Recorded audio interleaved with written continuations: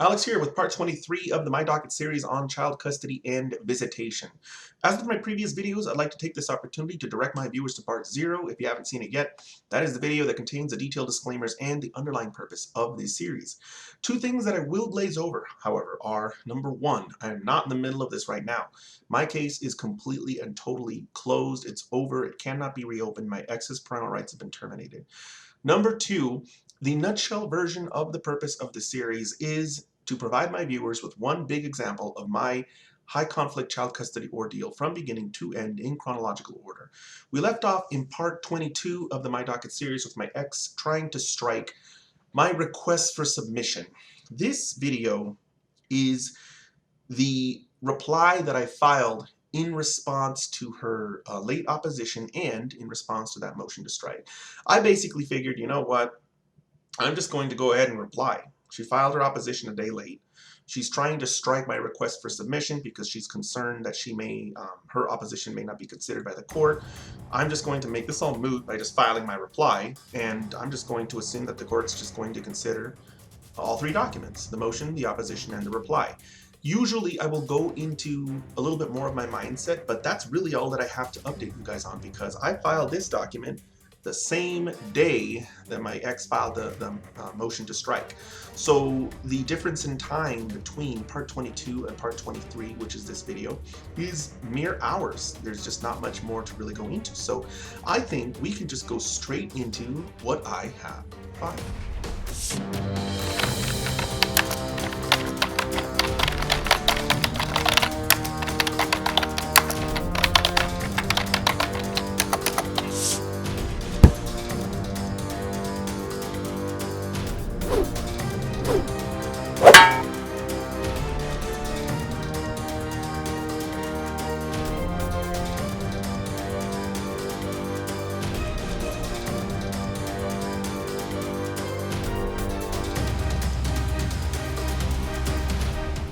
Here we have my reply to response to motion to modify child custody and visitation. Specifically, what I'm trying to do here is modify temporary orders because the existing child custody designation and visitation schedule, as well as child support, all of that it's temporary. It's in the court's interim order after case management conference. I talked about I guess I'm going to call it dangerous because it is dangerous. I talked about the dangers of filing a document the same day that you receive your opponent's document. In other words, the danger of responding to your opponent's document the same day in the video in part 21 of the My Docket series. So I'm not going to go into that again, but it is not a good idea to take a response that you have been served and file a reply to that response in the same day because you're not going to have as much time to think about and formulate your arguments. And now, again, if you want to go into my detailed explanation as to why this is bad, just watch part 21 of the My Docket series.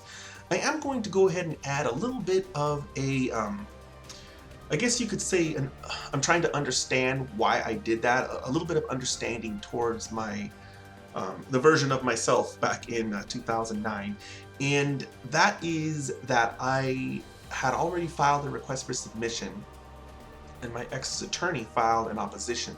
That was late, but she did file it, and my concern may have been if I'm not quick enough, the court will just read my motion and her opposition, and that's it, and render a decision. So I am assuming that I could potentially justify this frantic filing by myself as me wanting to make sure that I got that second bite at the apple, me wanting to make sure that the court would also consider my reply. And so a little bit of an out for me there as to why I did this, but this same explanation does not apply to part 21 of the My Docket series. That situation just was not present there, so I still stand by what I said in that video, even though I did the same thing here on part 23, and I can kind of understand why I did this. And if it happens to anyone else out there, you may end up doing the same thing because sometimes that'll happen. You'll file a motion, your opponent won't respond, so you'll go ahead and submit it to the court. Then all of a sudden your opponent will freak out and respond. And now here you are in this position. I don't want to wait too long because the court just might make a decision and my reply is not in there. And so you may find yourself in the same boat thinking, I just need to really quickly put a reply together because I want a decision, a really quick decision, and so go ahead and file that. So I'm going to go ahead and just scroll down. By the way, I also talk about this this nomenclature here, this reply to response to motion. Typically, when you prepare a custom paper, it's going to be a reply to opposition to motion, and typically this type of language, this catch-all response is found in self-help forums, and I'm sure that's where I got it from myself.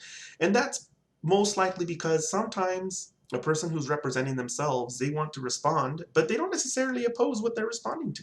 They may want to agree to it. So this word response really is a catch-all for both oppositions and non-oppositions. But as I mentioned earlier, typically people who prepare their custom papers, when they want to not oppose something, they'll file a non-opposition. When they want to oppose something, they'll file an opposition. And when they're going to reply to an opposition, they'll title it reply to opposition. It seems like a small thing to nitpick over, but it's just one more thing that you can do to get your custom documents up to par.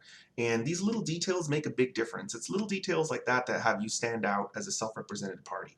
If you can get to the point where your documents are where it's difficult for a law clerk or a judge to tell if it was an attorney or a non-attorney who prepared that document, that's a good sign, because that means you are up on the rules, you're up on procedure, you're doing your research on statutes, rules, and case law, you're doing everything that you're supposed to do. You're not doing anything that's weird and stands out. And I know that people are like, oh, I'm not an attorney, so I'm going to get a break, right? Yes, you're going to get a break because you're not an attorney. But you do eventually, if you're in a high conflict child custody case, want to get to the point where you don't need breaks because you figured out how most of it works. And that's just the reality, the terrible reality of high conflict child custody cases. They go on forever. There are dozens upon dozens, sometimes even hundreds of filings, and filing number 87 should not look as bad as filing number 3. It really shouldn't. You should be trying to understand how the system works. If you're in the system all the time, you should be giving it an effort to try to understand how it works and get up to par on it. You shouldn't just have this attitude of, well, I don't care and I don't want to be here, so I'm just going to do the bare minimum, because that's going to actually impact the court's perception of you. So let's continue here. Reply to response to motion. In the first paragraph, identify myself, what I am replying to. Okay, this format again. So I talked about this in part 21 of the My Docket series. This format where you respond to specific paragraphs, it looks like you're trying to respond to a pleading. And I'm not going to reiterate everything that I already said in part 21 of the My Docket series, but this isn't the preferred way to file a custom response or reply. You should watch part 21 of the My Docket series if you haven't seen it yet, and just pay close attention to my explanation as to why this isn't the ideal way to file an opposition or a reply to. It looks almost like I'm filing an answer to a complaint or an answer to a petition or a reply to counterclaim, and this is just not how motion practice works. You don't go through each of the allegations and respond like that, because what you're trying to do is different when you're dealing with a motion versus what you're trying to do when you file a pleading. And in fact, if you want to know a little bit more about the difference between a pleading and everything else, go ahead and watch part 1 of the My Docket series, because I go at length into the definition of a pleading and why it matters and why it's different from everything else that you do in court, like a motion, for example. So I'm going to skip the first two because I'm just agreeing to my ex's assertions. And if you would like to take a look at what it is I'm agreeing to, you could just take a look at, I believe it is part 20 or 19, most likely part 19 of the My Docket series. If not, it's part 20. Scrolling down here, we have paragraph 3. I'm acknowledging complications. I'm not going to go over that. Let's just go over the parts where I provide a little bit of substance here. Paragraph 4, I'm arranging to move into a larger, better home. I have to pay rent. Oh, so I'm explaining the issue with regards to the child support. My ex is saying that I was short 1 month. I wasn't even a full month behind. I just couldn't pay it by the 1st. I needed to pay it by like the 1st of the next week or something like that. And so I'm just explaining to the court that I'm going to be paying both the rent for January and February simultaneously. Sorry. oh, I'm paying the rent for both months simultaneously, and therefore there's going to be a short delay in paying child support. And I do recall this not being an issue, so I'm sure she did get the child support as promised. Paragraph 5. I agree, so I'm going to just go ahead and move beyond this. Paragraph 6. I disagree, and I point to the court's intent to implement Wright v. Osborne. So this is interesting. The court was already talking about implementing Wright v. Osborne despite the fact that I was not given joint physical custody. That is bizarre. You can't use the Wright v. Osborne formula unless the parent has joint physical custody of the child. So what I am saying here is that I was willing to forego child support payments to reinforce the fact that I was not suing for child custody and visitation. This is different from being happy to pay child support. So I can see now how I controverted that allegation. The one that says I'm just willing to pay child support and just happy to do so. I am indicating that, oh, implement the Wright v. Osborne formula during the, okay, so yeah, I'm right. I'm going back and forth a little bit, but what I recall from the case management conference, according to this paragraph, is that the judge, while he did not give me joint physical custody, he still indicated that he intended to implement the formula that applies to joint physical custody parents. So it's really weird for a judge to do that, to not give you joint physical custody, yet still apply the formula that applies for joint physical custody. But he may have just really wanted to get rid of us and hoped that we would just in the end settle and come to an agreement on it. He may have indicated his intention to use that formula because he was hoping that that kind of would get my ex, on board with the idea of just closing this case out. So sometimes judges will do really weird things like this if that's what it takes to push things along a little bit further and wait and see. It's the wait and see approach. So it's really weird because this formula does not apply unless you have joint physical custody, but that's apparently what he said he was going to do. Let's see. Scrolling down. So I'm disagreeing with my ex's assertion that 40% of the time is not sufficient. And the way I'm disagreeing is I am bringing up all the other things that I do with my son. So we're talking about eating breakfast, lunch, snacks, dinner. He has his own bed, clothing that I purchased for him, shopping, recreational activities, blah, blah, blah. I go into all sorts of methods in which I don't just have time with him, but I actually interact with him. This is nice. It's good that I'm doing this, but it would have been better for me to just cite the law. The law didn't say anything about any of this stuff. The law is that you have the child 40% of the time, and that's the law. And later on, the judge does confront my ex's attorney with that point. He tells her, no, he doesn't need to do any of this other stuff. He just needs the child 40% of the time. And I should have cited the law here, but I didn't. I got sucked into my ex's attorney's argument. And this is a common thing when you're representing yourself. Your opponent's attorney will file something with a list of assertions and allegations, and then you, the non-attorney, will assume that those points will control the court's analysis. And in assuming such, you will try to controvert what your opponent is asserting. That's good. A lot of times lawyers will cite statutes, rules, and case law that control, but sometimes the lawyers just don't have a good argument. So they just pull an argument out of their butt, pull an argument out of thin air, assert that even though it's not consistent with the law. And you, the non-attorney, should be saying, hey, that's not how the law works. But because you don't know how the law works, you assume that that lawyer knows what he's doing, and you go right into the instinctive response, which is to controvert everything that it is that they're saying. So sometimes you can end up really distracting the court from the law that controls, because the court will see this lawyer is asserting this, and the opponent is addressing those assertions. And the court will assume, okay, so then it's a question of who's telling the truth here. Well, sometimes that's not the best argument. Sometimes the best argument is, well, pursuant to this law, none of that matters. That's sometimes the best argument. And here, that's what, that would have been my ideal response to my ex's attorney trying to say that I needed to show the court that I had him more than just 40% of the time, but that I was doing all sorts of other things with him. And I really didn't have to go into that. So the next point here that I make is, so here I am taking it personal that my ex is using certain examples to portray me as a neglectful father when she herself attempted suicide. So this is a typical response from a person who is being attacked by their opponent's attorney. And I've talked about this at length, why taking a personal taking the ex's lawyer's attacks on you personally is usually the wrong way to go. There are extremely rare exceptions when it's a problem, but I talk about it in so many different videos. I talk about it in the video targeting the attorney, and I talk about it in the video they will never say good things. You just have to get used to the idea that your ex's attorney wants to win.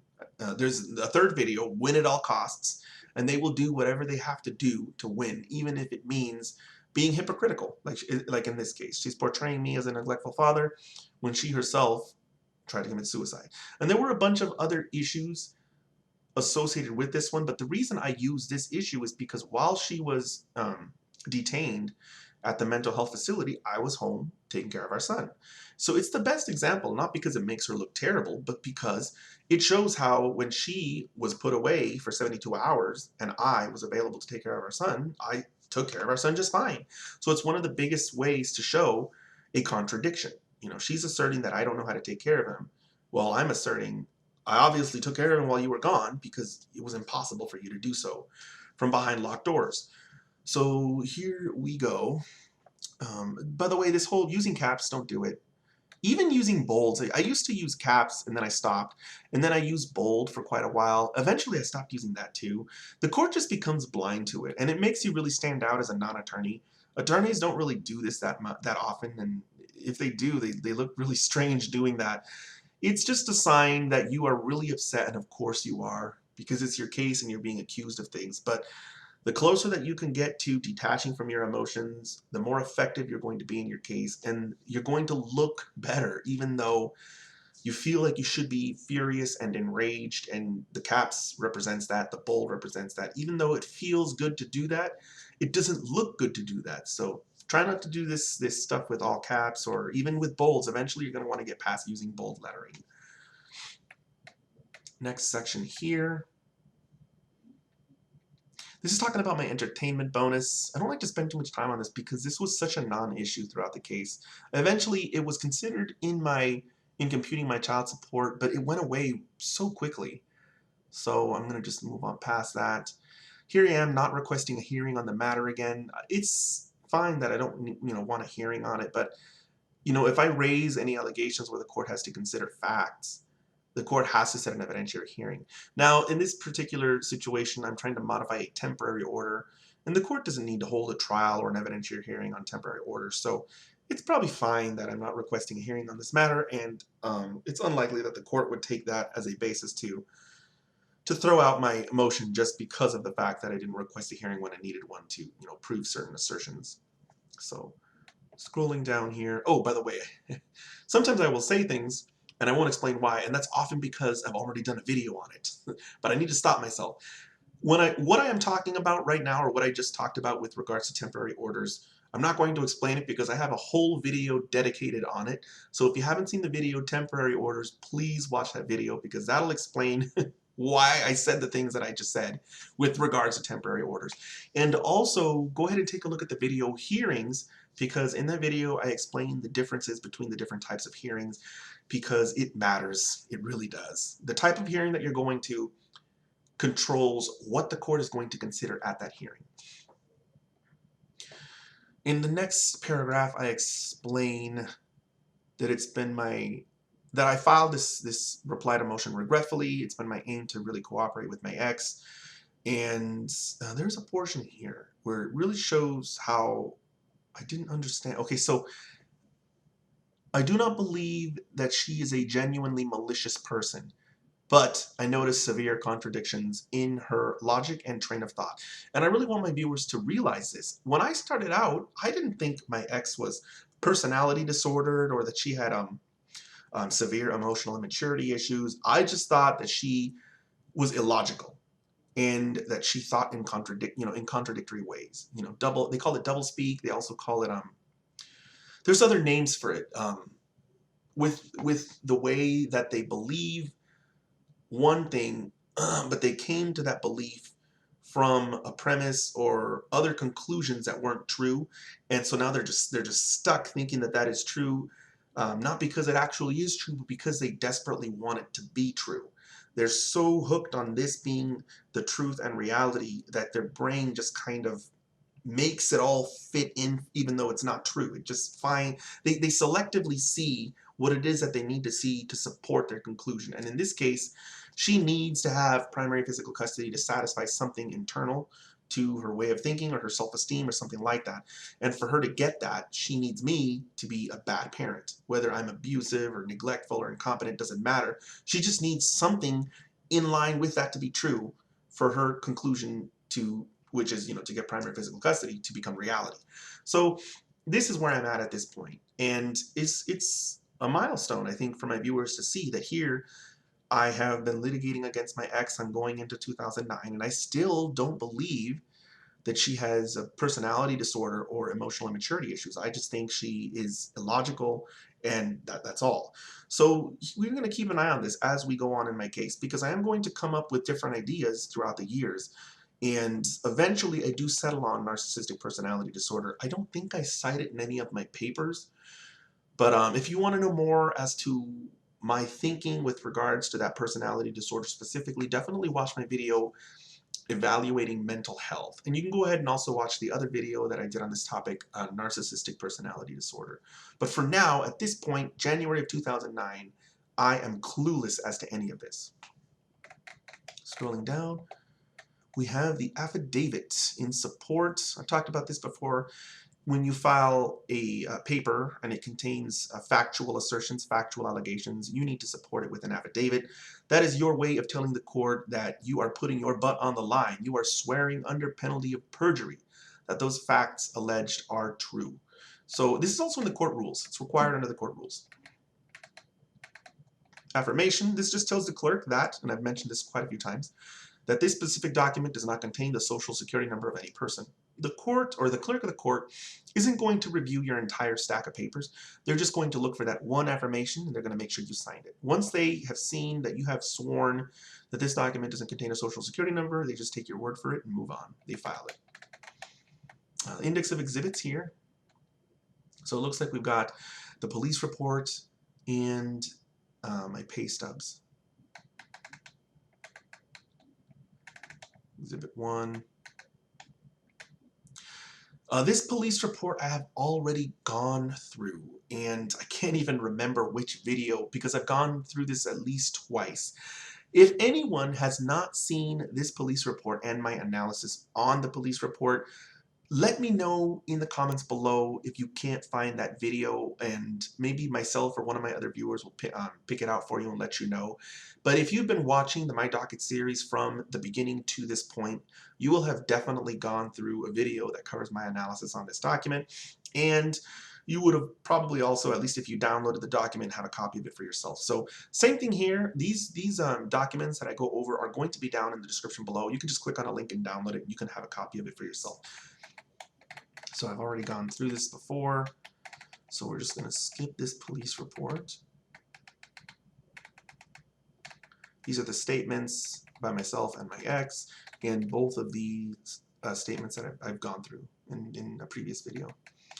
Exhibit 2 is, looks like, an Excel spreadsheet of the income that I was earning, and it looks like I separate out the bonuses. See, this is important because I wanted the court to know that I don't get bonuses all the time. It's not like a routine thing. And also, the time at which Circuit City started this program was at one of their most desperate moments. And in the end, it didn't save them. They still went bankrupt. So the you can look over this if you want. This is ancient history. I don't really care if anybody knows about how much I was making back in 2009 and how much the Circuit City entertainment bonus was. I'm not going to redact any of this, but it's all down here. And I think I also go through the Wright v. Osborne formula as well. Like, yeah, this goes through the steps, step 1, step 2, step 3. But if anyone has any questions about this spreadsheet, just post something down in the comments below and I'll respond. It's just really a bunch of number crunching. In here is one of my pay stubs. Again, if this was my ex's, I would redact some of this information, but I don't care. It's all really, really old. This is just, these are my pay stubs from Circuit City. Old. Do not care if anybody has any of this. It also shows that I really wasn't making that much. So just another pay stub. I was probably just trying to show the court that if you take the average of my income over a certain period of time, I think it was a year. I think I go through like 11 or 12 of these.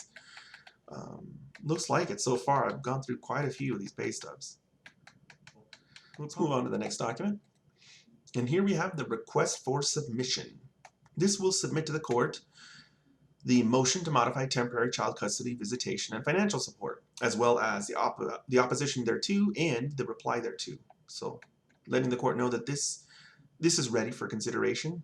All three papers have been filed, and the court is fully briefed on this issue. Talked about this before quite so many times.